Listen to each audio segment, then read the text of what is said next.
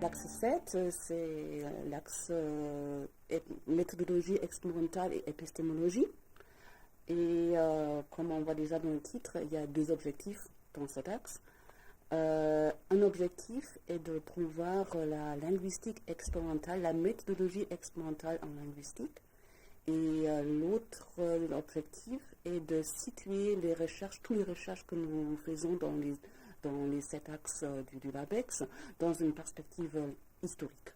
Un des objectifs de cet axe-là, donc, c'est de former les étudiants, par exemple, d'aider avec le montage des expériences. Et ici, par exemple, nous avons du matériel pour des expériences pour les mouvements oculaires. Nous avons aussi des matériels pour des expériences en EEG, donc utiliser la réaction électrique du cerveau pour apprendre plus sur le traitement du langage. Et ce sont des techniques assez sophistiquées, des expériences difficiles à monter. Et nos étudiants, très souvent, ne sont pas formés pour ce genre de travail. Et donc, c'est ce que nous faisons. Nous avons des lab managers, des ingénieurs de recherche qui aident les étudiants, mais aussi les chercheurs à monter des expériences.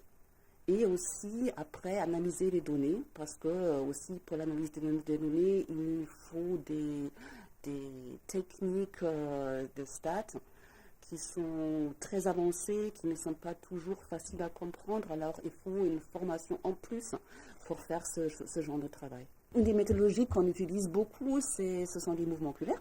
Que sont les questions qui nous intéressent là? Dans ce cas-là, ce sont des questions de ce qu'on appelle, par exemple, le garden path. C'est ce effet de fausse route, où quand on lit une phrase, il y a un moment où on ne comprend pas la phrase, et c'est très souvent parce qu'à un moment, il y avait une ambiguïté dans la phrase. Et comme on a mal interprété cette ambiguïté, on arrive à un moment où la phrase n'a plus de sens. Alors, il faut revenir et essayer de réinterpréter la phrase, réanalyser la phrase. Et cette difficulté de compréhension, par exemple, se voit dans les fixations sur les mots de la phrase.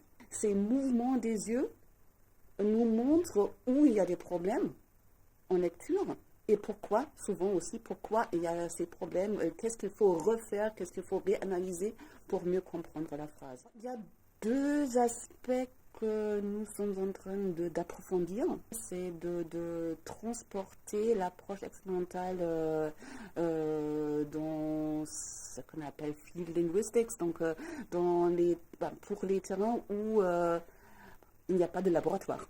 C'est quelque chose que nous avons commencé et c'est quelque chose qui va certainement prendre plus de temps dans les années qui viennent.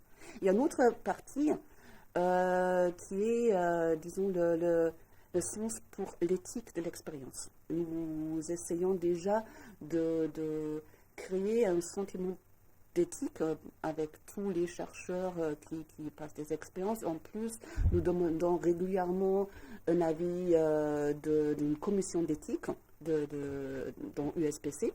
Mais il y a quand même souvent encore des petites fautes, donc par exemple de anonymisation des données, est-ce que, par exemple, des choses vraiment, des questions très simples, est-ce que j'ai le droit de donner un questionnaire à mes étudiants dans un cours et les obliger de remplir ce questionnaire, même anonyme, et me rendre ce questionnaire?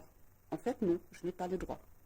Je peux leur donner le questionnaire, mais c'est absolument volontaire, ça doit rester volontaire de remplir et me donner ce questionnaire. C'est quelque chose qui est peut-être un peu difficile à voir, mais c'est un abus d'autorité, par exemple, quand on fait ce genre de choses.